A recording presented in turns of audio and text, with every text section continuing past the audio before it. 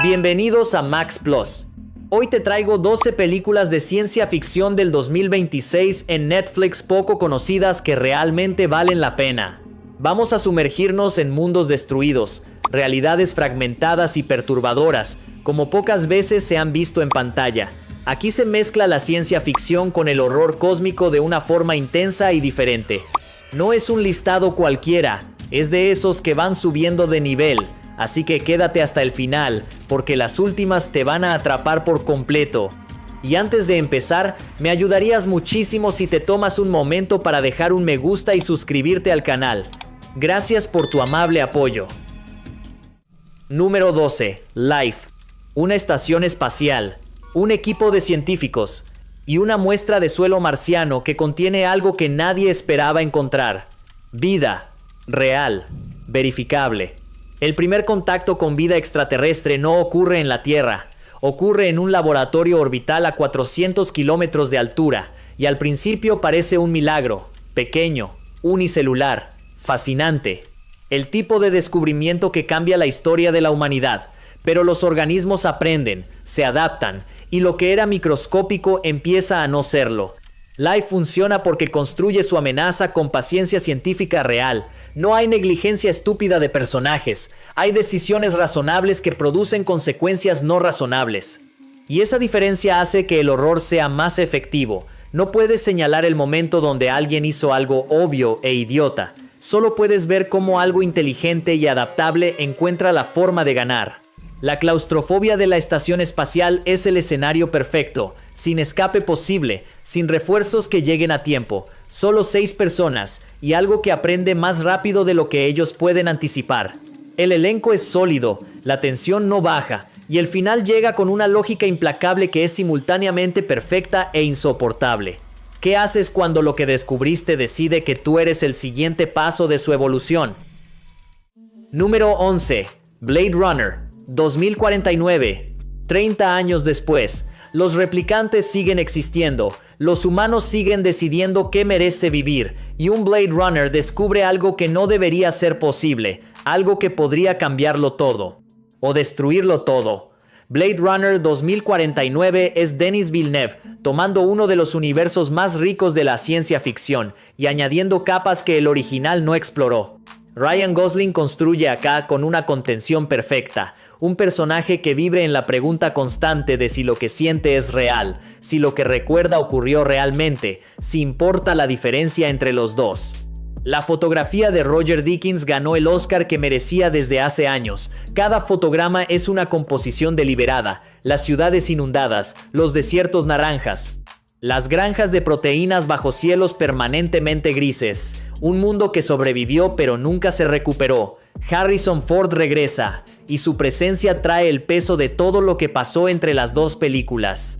Blade Runner 2049 es lenta, deliberada, confía en el silencio como herramienta narrativa, y en ese silencio construye algo que pocas secuelas logran. Una razón propia para existir completamente independiente del original. ¿Qué te hace real? ¿Los recuerdos, las emociones o simplemente el acto de elegir algo aunque nadie te lo pida? Número 10. Okja. Una niña, un animal enorme y una corporación que nunca vio la diferencia entre los dos. Okja es una superbestia, criada en las montañas de Corea durante años junto a Mija, su mejor amiga, su familia, su todo. Y entonces la corporación que la creó decide que es hora de reclamar lo que considera su propiedad. Lo que sigue es una persecución que atraviesa continentes, que enfrenta a una niña sin recursos contra una maquinaria corporativa con todos los recursos del mundo. Bong Joon-ho dirige con la precisión emocional que lo convierte en uno de los mejores cineastas de su generación. Okja no es una película de animales convencional, es una crítica a la industria alimentaria, al capitalismo que pone precio a los vínculos, a los sistemas que procesan lo que no quieren ver como ser sintiente. Y lo hace sin perder de vista a Mija, sin olvidar que el corazón de todo es una niña que ama a alguien que el mundo insiste en llamar producto. El tercer acto es devastador de formas que no anticipas desde la primera escena. Bong no protege al espectador, le muestra lo que hay que mostrar. ¿Qué línea cruza una corporación cuando le pone precio a algo que alguien ama como familia?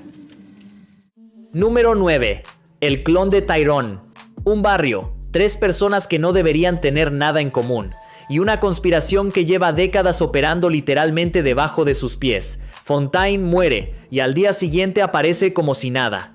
Sin explicación, sin memoria de lo que ocurrió, solo el mismo día comenzando de nuevo, y eso es solo el principio de lo que él y sus involuntarios compañeros de investigación van a descubrir. El clon de Tyrone es comedia de ciencia ficción negra que usa el género para hacer algo que pocas películas se atreven a hacer con esa honestidad.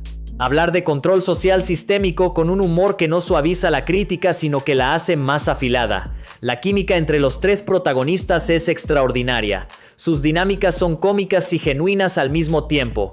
Chocan, se irritan, se necesitan. Y en medio de la conspiración más absurda y más seria que puedas imaginar, construyen algo que funciona. El tercer acto va a lugares que no anticipas desde el primer acto.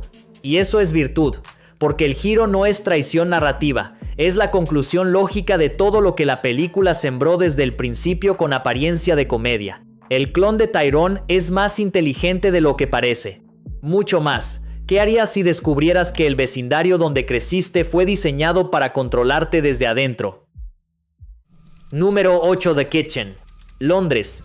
Futuro cercano. Los pobres fueron eliminados de la ciudad oficialmente, no físicamente, burocráticamente, sin vivienda asignada, sin dirección registrada, sin existencia legal en el sistema que decide quién merece el espacio.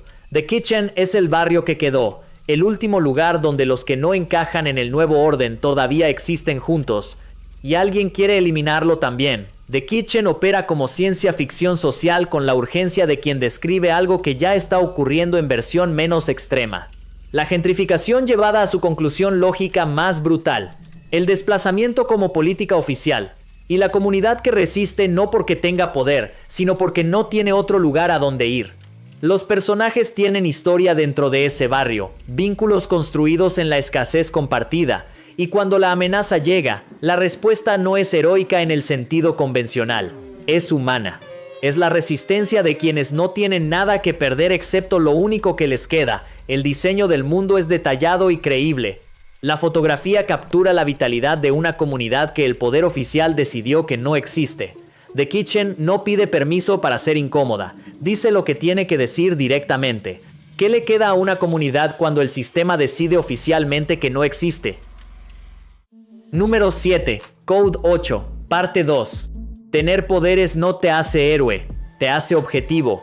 En este mundo los superpodotados son minoría, vigilada, controlada, criminalizada por un sistema que los teme exactamente porque no puede predecirlos completamente. Code 8 Part Seagull arranca donde la primera entrega dejó las cosas, más oscura, más intensa, con una escala mayor y consecuencias más permanentes. Las calles son territorio de guerra silenciosa. La tecnología policial fue diseñada específicamente para neutralizar poderes. Las corporaciones sacan ventaja del conflicto, y en el medio, personas que solo quieren sobrevivir en un mundo que las teme.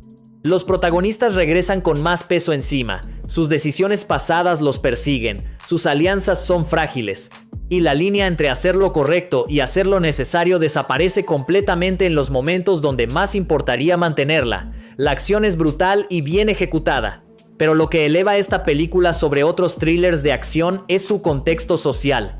No se esconde detrás del entretenimiento, habla de discriminación, de miedo al diferente, de cómo los sistemas de poder se perpetúan aplastando a los más vulnerables, usando exactamente el miedo que ellos mismos generaron. Code 8 Part 7 es una de las secuelas de ciencia ficción más inteligentes y honestas de los últimos años, porque su mundo de ficción se parece demasiado al nuestro. Número 6. Rebel Moon, parte 2, la guerrera que deja marcas. La batalla llegó, ya no hay tiempo para reclutar, para planear, para convencer a nadie de nada, solo hay que pelear. La segunda parte de Rebel Moon entrega lo que prometió la primera. La guerra a escala completa, sin preparación adicional, sin más presentaciones, solo el peso de lo que viene cuando el Imperio llega con todo lo que tiene contra un grupo de personas que no deberían poder ganar. Zack Snyder opera en su elemento más natural. La composición visual de cada escena de batalla es deliberada y espectacular. Las ralentizaciones tienen propósito. El caos tiene coreografía. Y los personajes que se construyeron en la primera parte tienen el espacio para demostrar por qué importaba conocerlos antes de este momento. La guerrera que deja marcas profundiza en el pasado de Korra de formas que recontextualizan su determinación desde el principio. Lo que pareció frialdad tiene historia. Lo que pareció distancia tiene razones que duelen cuando las conoces completamente. La película sabe que su audiencia llegó para la acción y la entrega, pero no renuncia a la capa emocional que separa una batalla de algo que importa. ¿Puede un grupo sin ejército, sin recursos, sin nada excepto la decisión de no rendirse, detener lo que parece inevitable? Número 5. Rebel Moon, parte 1. La Niña del Fuego. Una aldea, un imperio que se acerca, y una mujer con un pasado que no reveló a nadie. Korra llegó buscando paz. Encontró exactamente lo contrario. Cuando las tropas del regente Balisarius llegan a reclamar los recursos de la aldea, la única opción que queda es la más difícil: pelear. Pero no se puede pelear solo contra un imperio, hay que reclutar. Hay que encontrar a los que el sistema también aplastó, a los que también tienen razones para resistir. Rebel Moon parte 1. Es el viaje de reclutamiento. La construcción del equipo imposible. Y Zack Snyder lo construye con la estética que lo define completamente. Cada personaje que se une tiene su propia historia de pérdida, su propia cicatriz del imperio. Y esa colección de traumas compartidos es lo que convierte a Extraños en algo que funciona como unidad. La crítica señaló sus similitudes con otras historias del género. Eso es justo.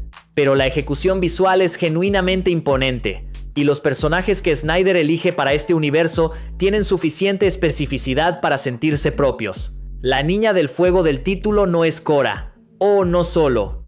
Es algo que el imperio despertó sin querer. Algo que no puede apagarse con fuerza militar. ¿Qué pasa cuando el sistema aplasta a suficientes personas como para que todas tengan la misma razón para levantarse?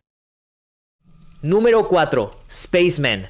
8 meses solo en el espacio, la misión más importante de su vida y la vida que dejó atrás desintegrándose en silencio mientras él mira hacia afuera.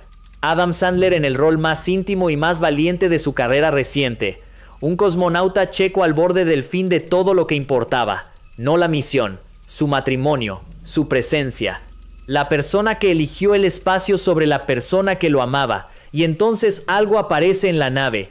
Una criatura antigua, de las que existen en la oscuridad entre galaxias, que lo encontró, que lo escucha, que le hace preguntas que nadie más se atrevió a hacerle. Spaceman es extraña, deliberadamente. No se disculpa por su ritmo lento ni por su lógica onírica. Confía en que el espectador dispuesto a quedarse encontrará algo genuino en el centro. La criatura no es amenaza, es espejo. Es la presencia que solo aparece cuando estás completamente solo y completamente honesto contigo mismo por primera vez en años. Lo que el astronauta descubre en esas conversaciones imposibles no es revelación cósmica. Es algo más pequeño y más devastador, que estuvo ausente mucho antes de subir a la nave, que eligió la distancia antes de que el espacio se la diera. ¿Qué necesitas perder para finalmente ver lo que siempre estuvo frente a ti? Número 3. Atlas. Una IA terrorista, una operación militar fallida y una analista que odia a las IAs, obligada a depender completamente de una para sobrevivir. Atlas no es una historia de confianza instantánea. Es exactamente lo contrario. Una mujer con razones personales y profundas para no confiar en ninguna inteligencia artificial, atrapada en un traje de combate controlado por una, sin alternativa. Sin tiempo para procesar la ironía, solo la misión, y lo que la misión revela sobre los dos. Jennifer López construye a Atlas, con una especificidad que la película necesitaba. No es una heroína de acción convencional. Tiene miedo, tiene trauma, tiene la rigidez de alguien que aprendió que confiar cuesta demasiado. Y el proceso de rendirse, aunque sea parcialmente, a algo que no puede controlar completamente, es el arco emocional real de la historia. La IA del traje no es el enemigo que Atlas esperaba encontrar. Es algo más incómodo. Algo que aprende, que adapta, que eventualmente entiende a Atlas de formas que las personas en su vida no lograron. El villano central conecta con el pasado de la protagonista de maneras que hacen el conflicto personal antes que global, y eso es lo que separa a Atlas de un thriller de acción genérico. ¿Puede construirse confianza real con algo que no es humano? ¿Y qué dice de ti si esa confianza resulta ser más fácil que la que sientes con personas reales? Número 2. Godzilla -1. Japón, 1945. El país acaba de perder la guerra. Las ciudades están en ruinas. La gente intenta sobrevivir en un mundo que perdió todo sentido. Y entonces Godzilla llega. Como si la historia hubiera decidido que el sufrimiento no era suficiente todavía, Godzilla -1 es la película de Godzilla más humana que se ha producido, no porque minimice al monstruo, porque maximiza a las personas que lo enfrentan. Koichi Shikishima es un piloto kamikaze que no cumplió su misión, que vivió cuando no debía, que carga ese peso en cada escena que habita. Y cuando Godzilla aparece en su vida no una sino 2 veces, la segunda vez tiene un significado que la primera no podía tener todavía. El Godzilla de esta película es una imagen de terror puro.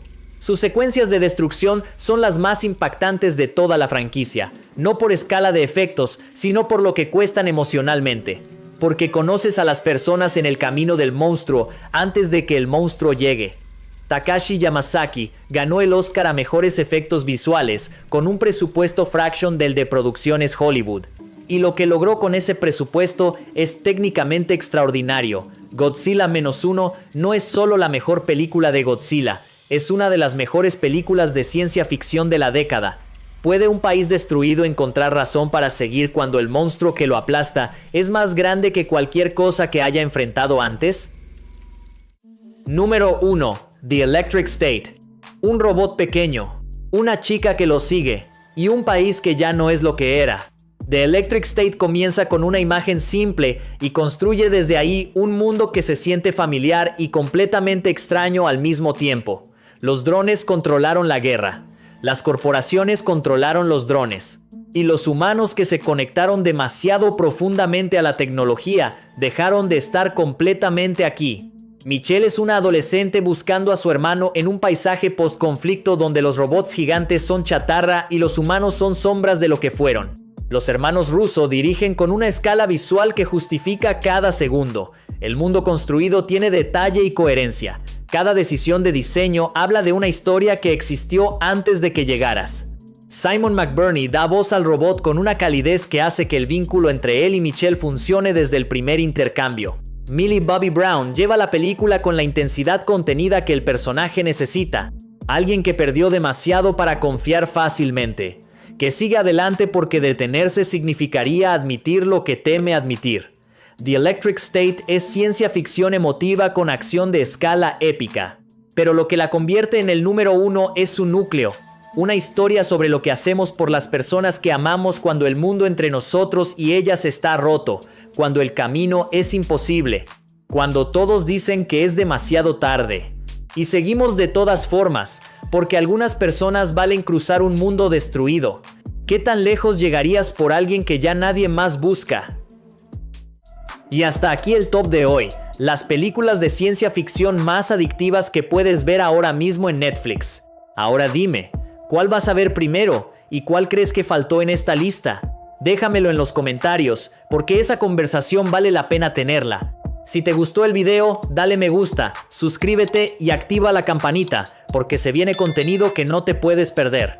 Nos vemos en el próximo video.